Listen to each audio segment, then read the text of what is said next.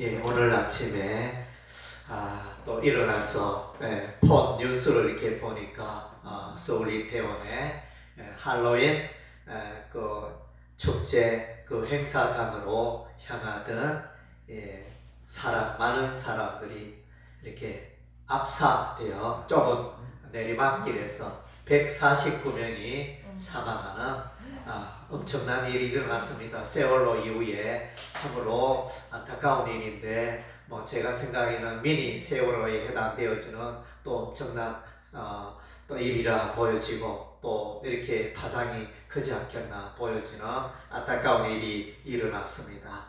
그래서 이제 저는 이 사건을 보면서 그 사람들이 그 길로, 그 좁은 길로, 골목길로 지하철로 들어가는 길인지 지하철 좁은 길로 내려가지 않았더라면 얼마나 좋았을까. 내려갔을 때 좀 거리두기를 좀 하고 들어갔으면 얼마나 좋았을까.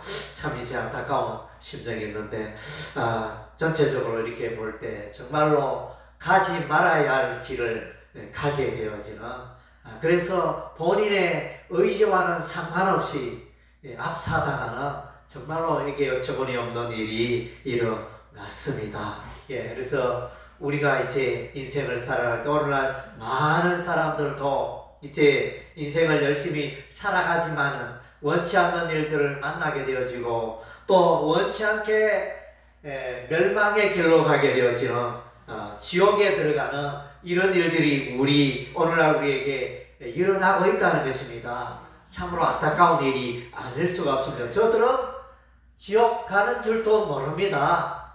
예수 믿는다는 천국 가고 예수 믿지 않는다는 지옥 가는데 지옥 가는 줄로 모릅니다. 불과 유황으로 타는 불못에 빠질 줄도 모르고 그냥 감각 없이 이 세상을 살아가고 있고 그 길이 지옥의 길이고 멸망의 길이고 예수 믿지 않는 자에게 이런 엄청난 그 비통함이 이렇게 기다리고 있다는 것입니다. 그래서 이제 우리가 전도해야 하는 것이고 정말로 가지 말아야 할 길을 하나님을 떠나서 진리의 말씀을 떠나서 살아갈 때 그 인생에 불행한 일이 기다리고 있다는 것입니다. 그래서 우리는 이제 하나님의 말씀 따라 살아가야겠습니다. 이 세상에 참으로 행복한 사람은 하나님의 말씀 따라 살아가는 자가 행복한 사람인 것입니다. 오늘날 많은 사람들이 열심히 일하고 열심히 새벽같이 일어나서 일하고 밤늦게까지 일하면서 그렇게 수고를 하는데 그러나 많은 사람들은 진작 인생이 무엇인가? 왜 살아야 하는가? 내가 어디로 가는가? 이런 질문들을 하지 않고 그냥 남들이 살아가니 열심히 살다 보니 청년이 어느새 노인이 되고 어느새 또 인생을 마감하는 또 날이 오고 이것이 이제 우리의 살아가는 인생의 모습이고 현 주소인 것입니다. 참 이런 방향 없는 이 시대에 하나님의 말씀 따라 신구약 성경의 말씀 따라 하나님의 말씀 따라 살아가는 것이 우리 인생의 가장 큰 복인 줄로 믿습니다. KTX가 300km로 이렇게 다니다가 레일을 탈선하면 사고가 나면 사람들이 사망하고 엄청난 일이 일어나잖아요. 그래서 몇 해 전인지 얼마 전에 김천 그 부근에서 KTX가 탈선하는 사고가 있었지 않습니까? 그래서 참 우리 인생에 열심히 인생을 달리고 살아가는 것도 중요하지만 인생의 그 방향이 중요하다는 것입니다. 인생의 살아가는 방향. 많은 사람들은 속도를 중요시하고 살아갑니다. 더 빨리 더 열심히 남들보다 1등 해야 되고 더 앞서가야 되고 그렇게 열심히 살아가지만 보니까 인생의 방향이 잘못됐네. 내가 인생의 방향을 잘못 잡았다 이러면서 참 그런 일들. 그래서 이제 세월호 배가 침몰한 것도 그 항해사가 급격하게 운전 키를 돌렸기 때문에 그래서 급선회함으로 그 물에 배가 자초된 그런 이제 사건이라 할 수 있는데, 정말로 우리 인생에 하나님의 말씀 따라 살아가는 것이 가장 안전하고 가장 지혜롭고 가장 행복하며 승리하는 길인 줄로 믿습니다. 아멘. 그래서 시편 기자는 시편 119편 105절에 주의 말씀은 내 발의 등이요 내 길의 빛이니이다. 네, 그것을 너무너무 기뻐하고 감사하고 있는 거예요. 그래서 캄캄한 칠흑 같은 흑암의 산길을 갈 때 그 전등 또 호롱불 뭐 이렇게 불들이 얼마나 귀합니까? 그 불을 보고 길을 찾고 길로 나가고, 우리 인생에 하나님의 말씀이 그와 같은 역할을 하고 있다는 것입니다. 시편 1편 말씀에 보면 복 있는 사람, 시편 1편에 누가 복 있는 사람인가 행복한 사람인가 말해주고 있는데, 거기에 복 있는 사람은 악인의 꾀를 좇지 아니하고 복 있는 사람은 죄인의 길에 서지 아니하고 복 있는 사람은 또 오만한 자의 자리에 앉지 아니한다. 악인들, 죄인들, 오만한 자 인생을 바라보고 인생을 좇지 않고 이 사람의 행복의 비결은, 이 사람은 행복을 노래하고 행복을 말하는데 그 비결은 바로 여호와의 율법의 말씀을 주야로 묵상하는 데 있다. 그렇게 고백하고 있습니다. 여호와의 율법을 주야로 묵상하는 자는 그가 시절을 쫓아 과실을 맺는 시냇가에 심기운 나무와 같이 그 인생이 풍성하고 열매가 가득하고 복된 삶을 살게 되리라. 이렇게 말씀해 주고 있습니다. 오늘날 많은 사람들이 이 폰을 들고 있습니다. 뭐 길을 가도 버스를 기다리는 곳에서, 기차를 기다리는 곳에서, 또 어디에 가나 사람들이 폰을 들고 폰에 이제 화면을 보고 그렇게 살아가고 있습니다.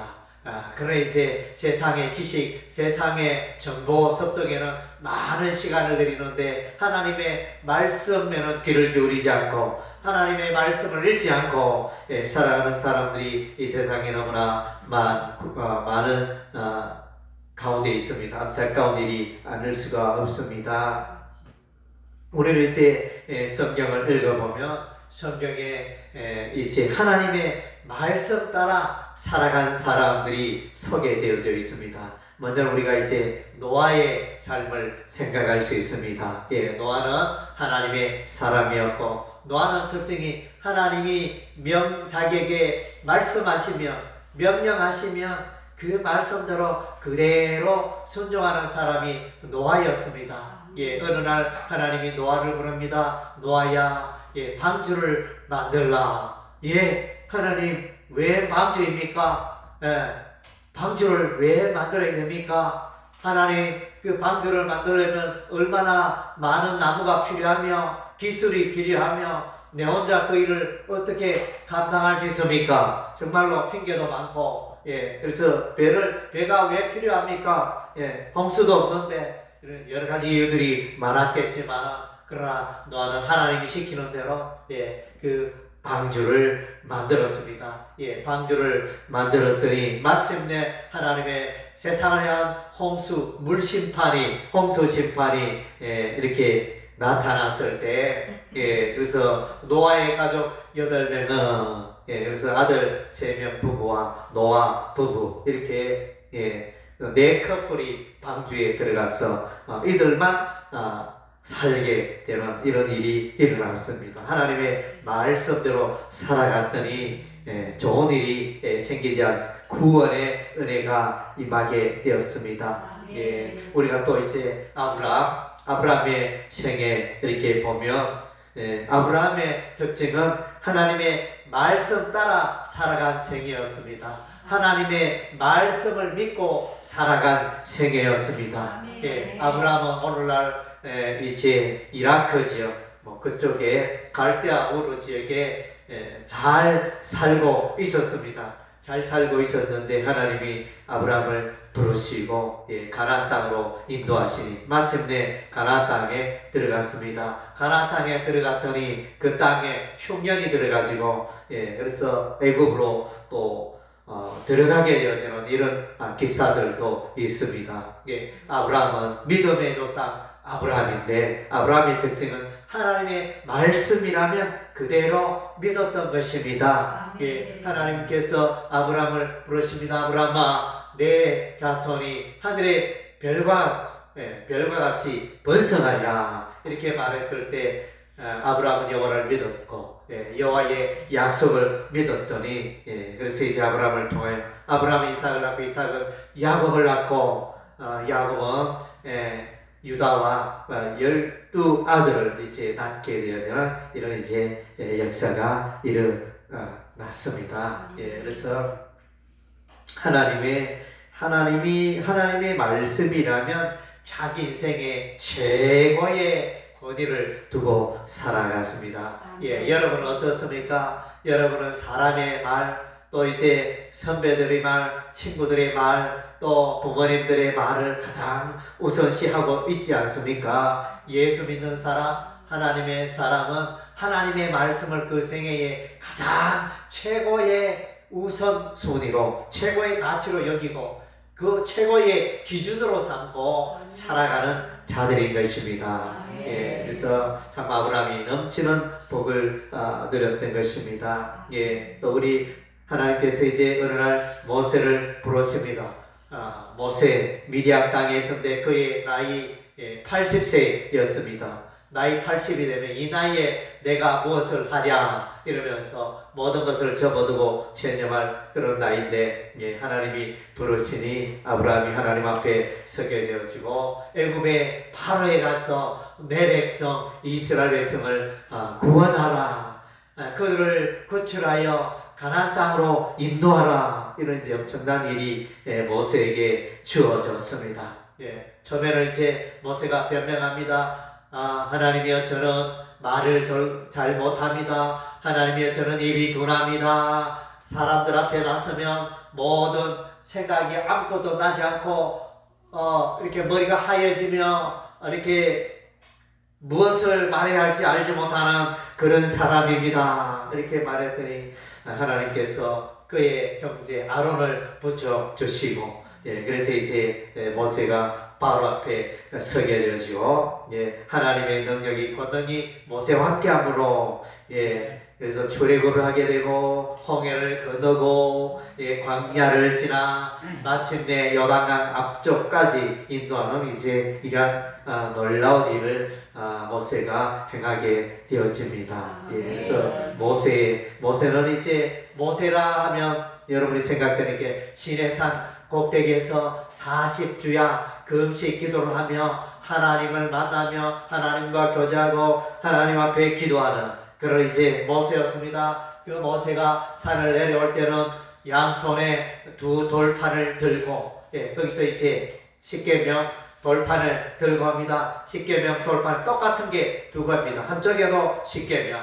그래서 1계명에서 4계명은 앞면에, 5계명에서 십계명은 뒷면에. 그래서 똑같은 두 돌판을 오른손과 왼손에 산으로, 십계명을 산으로 들고 모세가 산을 내려오게 되어집니다. 그래서 이제 하나님의 말씀대로 살아야 한다.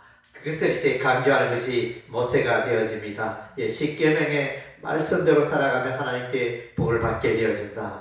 이런 이제 모세의 생애를 우리가 기억합니다. 그리고 이제 여호수아가 하나님의 말씀대로 살아가는 자입니다. 그래서 여호수아와 이스라엘 백성들은 요단강을 건너서 이제 가나안 땅에 들어갔는데 견고한 성벽 여리고성을 만나게 됩니다. 하나님께서 지시하십니다. 여호수아야, 제사장을 앞세우고 언약궤를 앞세우고 이제 매일 성을 한 바퀴씩 돌고 마지막 7째 날에 그래서 성을 7바퀴 돌라.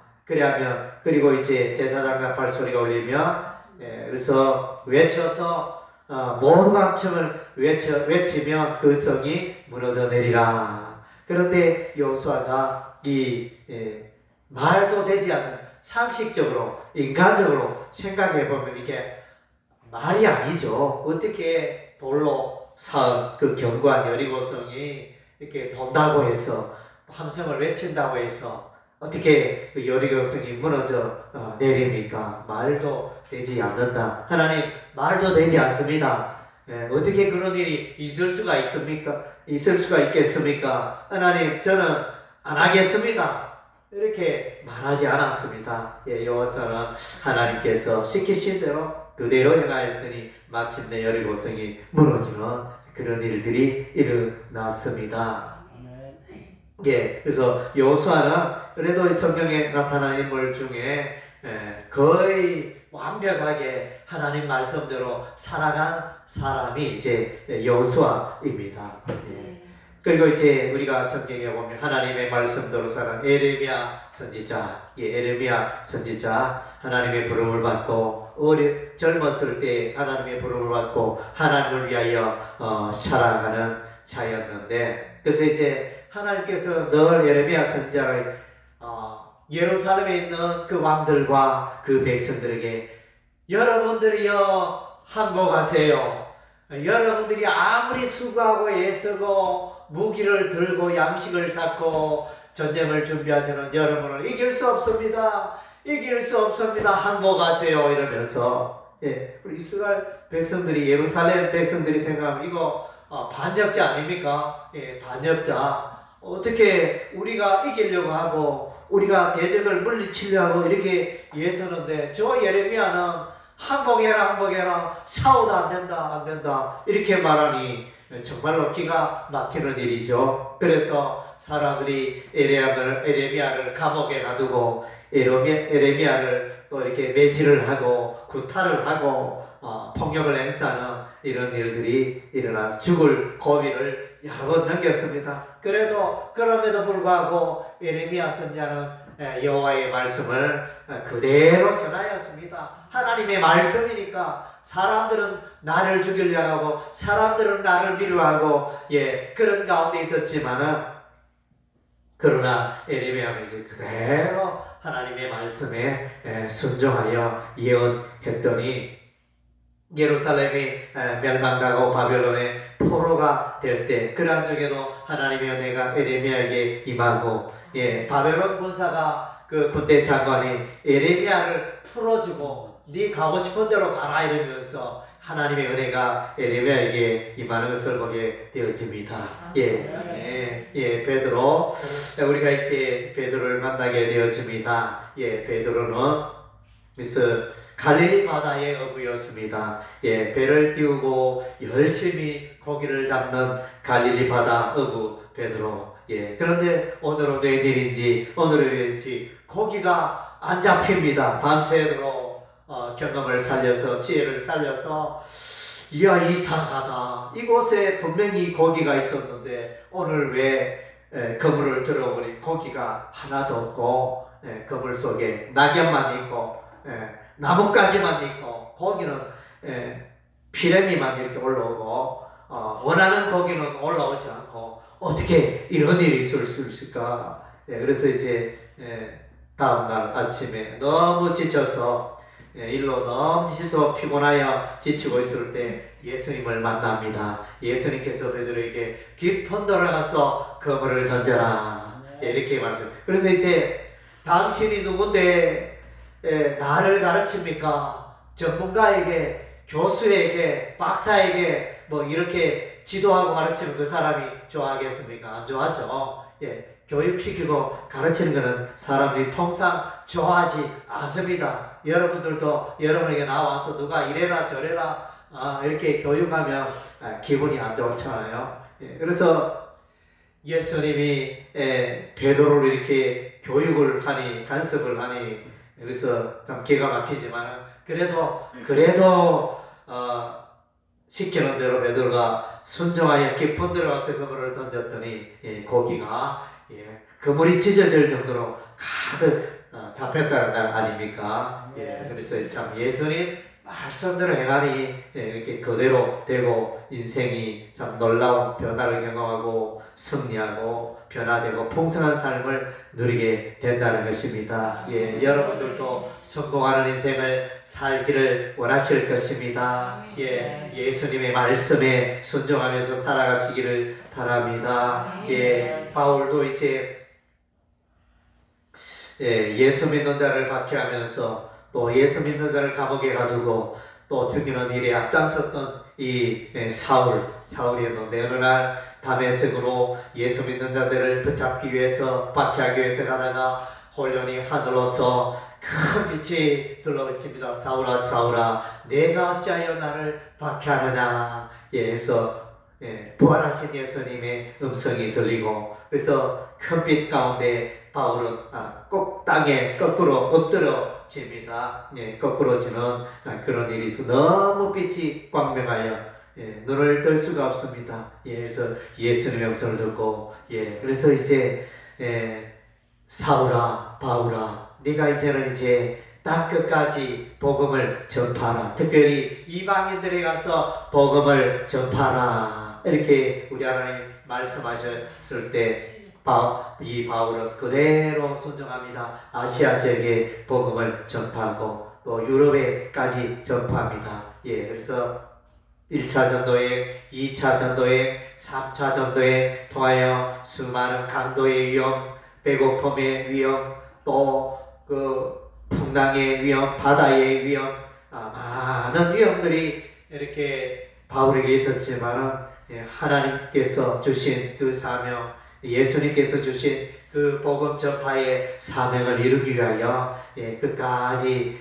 나아갔던 바울의 생애를 우리가 기억합니다. 그래서 이제 하나님의 말씀에 순종하였더니 바울을 통하여 아시아 지역의 많은 교회, 유럽의 많은 교회, 또 많은 신약의 13권의 복음서를 기억하는 또 위대한 생애를 살아간 이제 바울 우리가 만나게 됩니다. 하나님의 말씀대로 살아갈 때 놀라운 일을 경험할 수 있게 되는 것입니다. 반면에 하나님의 말씀 따라가지 않으면 하나님의 저주와 하나님의 심판이 임합니다. 에덴 동산의 아담과 하와가 하나님께서 경고를 했습니다. 아담아 하와야 에덴 동산에 있는 선악을 알게 하는 나무의 열매를 따먹지 말라. 따먹는 날에는 정령 죽으리라. 우리 하나님 분명히 말씀하셨는데 그 말씀 따라 행하지 않고 그래서 뱀이 나타났습니다. 뱀이 나타나서 아담과 하와에게 선악을 알게 하는 나무, 그 나무의 열매를 따먹으면 너희 눈이 밝아져서 하나님처럼 된다. 한번 따먹어봐라. 얼마나 맛있는지 모른다. 이러면서 이제 그렇게 뱀이 유혹을 합니다. 사단 마귀죠. 사단 마귀가 유혹하여 그 유혹에 넘어져 선악과를 따먹음으로 에덴 동산에 쫓겨나고 따먹음으로 죽음이 찾아오고 남자는 열심히 노동에 수고를 해야 하고 여자는 아이를 잉태하는 이런 이제 고생이 많은 이런 이제 벌을 받게 되어집니다. 그래서 불행뿐만 아니라 아담과 하와의 이 불행은 온 인류에게 전파되어집니다. 아담은 온 인류에게 죄를 선물로 주고 사망을 선물로 주었습니다. 반면에 예수님은 오셔서 죄 가운데 살아가는 우리를 구원하기 위하여 예수 믿는 자에게 의롭게 하시고 모든 죄를 깨끗게 하시고 또 예수 믿는 자에게 영원한 생명을 선물로 주신 것입니다. 할렐루야. 유다 지파 아간은 여호수아 시대에 있었던 인물인데 그래서 여리고 전쟁할 때 이 전쟁의 탈취물은 모두 여호와의 곳간에 드리고 누구든지 아무것도 취해서는 안 된다. 이렇게 여호수아가 경고했음에도 불구하고 이 아간은 시날산 외투, 아름다운 외투를 보고 정말로 오늘날에도 사람들은 옷을 귀하게 여기잖아요. 돈 생기면 비싼 옷, 요즘 옷값이 얼마나 비싼지 20만원, 30만원, 50만원 또 부자는 수백만 원짜리 옷을 입겠죠. 예, 돈이 있으면 사람들이 옷에 관심을 두고 옷 사는데 많은 돈을 투자하는데 옛날에 하물며 옛날에는 그 옷들이 얼마나 귀했겠습니까? 귀한 시대에 귀한 옷을 발견한 야간은 그래서 그 신할산 외투와 은금을 자신이 거처하던 장막 밑에 땅 속에 딱 파묻어 주고 그래서 아무도 모르게 했지만은 제비뽑기에 걸립니다. 하나님께서 누가 죄를 지었나 이렇게 제비뽑기하니 마침내 아간이 뽑히게 되어지고 그래서 이제 이 아간은 탐심으로 재물의 욕심을 가진 이 아간은 아골 골짜기에서 돌에 맞아 죽임을 당하게 됩니다. 그래서 이제 하나님의 것을 여리고 전쟁할 때 그 재물들을 전리품을 가져가지 마라 했는데 그 명령을 어김으로 이런 불행이 찾아온 것입니다. 그래서 사람이라는 존재는 이제 자기의 생각과 자기의 욕망을 따라 살아가기가 쉽습니다. 그래서 요한일서의 말씀에 보면 이 세상에 있는 모든 것이 이생의 자랑과 명예욕이죠. 이생의 자랑과 육신의 정욕과